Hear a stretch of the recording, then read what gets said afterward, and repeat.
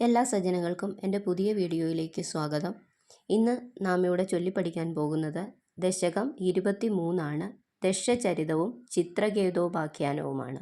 ദശ പ്രജാപതിയുടെ പുനർജന്മമായ ദശ മഹാരാജാവിൻ്റെ കഥ, നാരദ മഹർഷിക്ക് ലഭിച്ച ശാപം, ദേവേന്ദ്രന് വിശ്വരൂപൻ നാരായണ കവചം ഉപദേശിച്ചതുവഴി ഉണ്ടായ യുദ്ധവിജയം, ചിത്രകേതു മഹാരാജാവിൻ്റെ ചരിത്രം എന്നിവയാണ് ഈ ദശകത്തിൽ വർണ്ണിക്കുന്നത്. ഭക്തോത്തമനായ നാരദൻ്റെ പ്രവർത്തനങ്ങളും ഭഗവാന്റെ മായയാൽ മോഹിക്കുന്ന ചിത്രകേതുവിന് ജ്ഞാനം ലഭിക്കുന്നതുമാണ് ഈ ദശകത്തിലെ ഉള്ളടക്കം.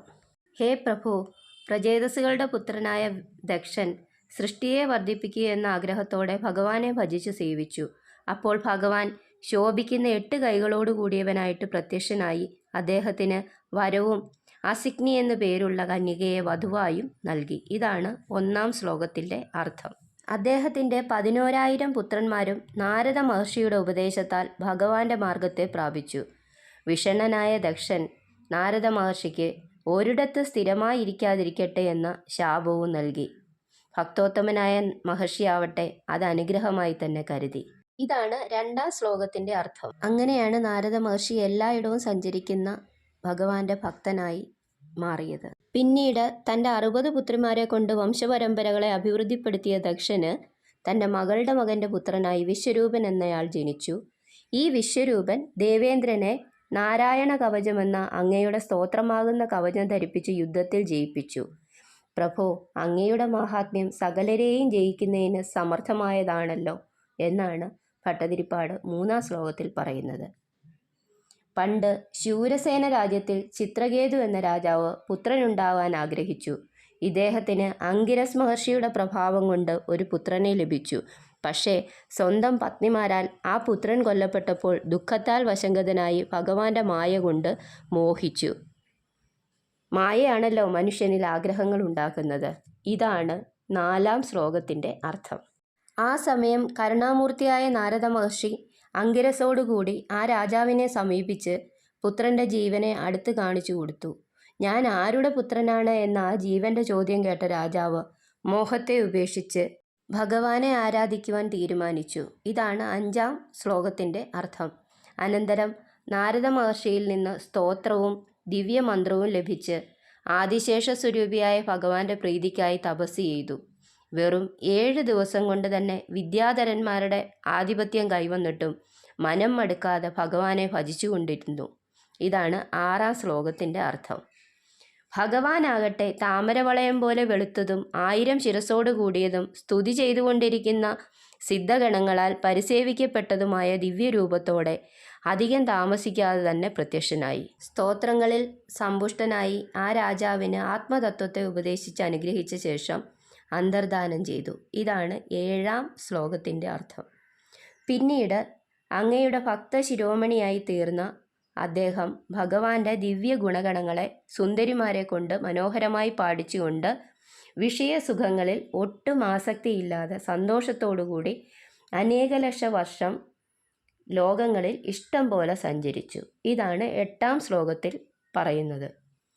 വിഷയസുഖങ്ങളുടെ ഉന്മൂലന നാശത്തിനായി ഭഗവാനാൽ പ്രേരിപ്പിക്കപ്പെട്ടവനായിട്ടുകൂടി ഒരിക്കൽ കൈലാസപർവ്വതത്തിന് മുകളിൽ കൂടി സഞ്ചരിച്ച അദ്ദേഹം മഹാന്മാരുടെ സദസ്സിൽ ഒട്ടും ആശങ്കയില്ലാതെ ശ്രീ പാർവതീദേവിയെ മടിയിൽ കയറ്റി വെച്ചുകൊണ്ടിരിക്കുന്ന ശ്രീ പരമേശ്വരനെ കണ്ട് പരിഹസിച്ചു. ഇത് കേട്ട ശ്രീ പാർവതീദേവി അദ്ദേഹത്തെ അസുരനായി തീരട്ടെ എന്ന് ശപിച്ചു. ഇതാണ് 9-ാം ശ്ലോകത്തിൻ്റെ അർത്ഥം. പക്ഷേ ചിത്രകേതുവിനാകട്ടെ യാതൊരു പരിഭ്രമവും ഉണ്ടായില്ല, ശാപമോക്ഷത്തിനു പോലും യാചിച്ചില്ല. അങ്ങനെ വൃതൻ എന്ന അസുരനായി തീർന്ന് ദേവേന്ദ്രനോട് യുദ്ധം ചെയ്തുകൊണ്ടിരിക്കുമ്പോൾ ഭക്തി കൊണ്ട് ആത്മതത്വ ഉപദേശങ്ങളാൽ യുദ്ധമധ്യത്തിൽ ദേവേന്ദ്രൻ്റെ അജ്ഞാനം കൂടി തീർത്തിട്ട് ഭഗവാനെ പ്രാപിച്ചു. ആശ്ചര്യം എന്നല്ലാതെ എന്തു പറയാനാണ്? ഇതാണ് 10-ാം ശ്ലോകത്തിൽ ഭട്ടതിരിപ്പാട് പറയുന്നത്. അസുരമാതാവ് ദിതിക്ക് ഇന്ദ്രനെ വധിക്കുന്നതിന് ശ്രമിച്ചവളാണെങ്കിലും ഭഗവാനെ ആരാധിച്ചതിനാൽ ഉദ്ദേശത്തിന് വിരുദ്ധമായി ഇന്ദ്രന് സുഹൃത്തുക്കളായ മരുത്തുകളെ പുത്രന്മാരായി ലഭിച്ചു. ഭഗവാനെ ഭജിക്കുന്നത് ദുഷ്ടബുദ്ധിയോടുകൂടിയാണെങ്കിലും നല്ലത് വരുത്തുന്നു.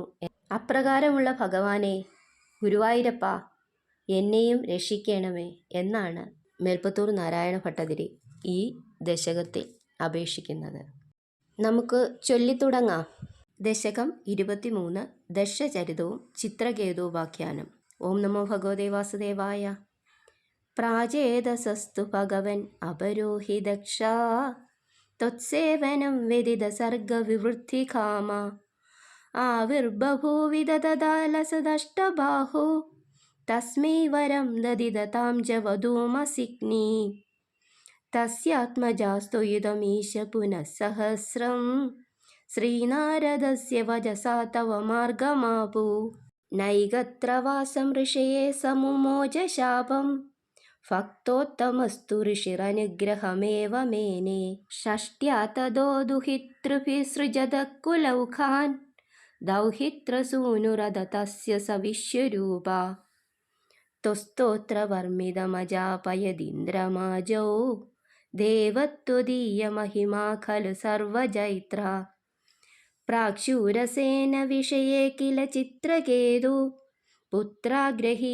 നൃപതിരംഗിരസപ്രഭാവാത് ലബ്ധൈകപുത്രമത തത്ര ഹതേ സപത്നീ സംഗൈരമുഹ്യദവശസ്തവ മായയാസൗ തം നാരദസ്തു സമമംഗിരസാദയാലു സംപ്രാപ്യ താവതുപദർശ്യ സുതസ്യ ജീവം കസ്യാസ്മി പുത്ര ഇതി തസ്യ ഗിരാ വിമോഹം ത്യക്ത്വാ ത്വദർശനവിധൗ നൃപതിം ന്യയുങ്ക്ത സ്തോത്രം ച മന്ത്രമപി നാരദദോദ ലബ്ധ്വാ തോഷായ ശേഷവപുഷോ നനു തേ തപസ്യൻ വിദ്യാധരാധിപതിതാം സഹി സപ്തരാത്രേ ലബ്ധ്വാപ്യകുണ്ഡമതിരന്വഭജദ്ഭവന്തം തസ്മൈ മൃണാളധവളേന സഹസ്രശീർഷ്ണ രൂപേണ ബദ്ധനുദിസിദ്ധഗണാവൃതേന പ്രാദുർഭവൻ അചിരതോനുദുഭിഃ പ്രസന്നോ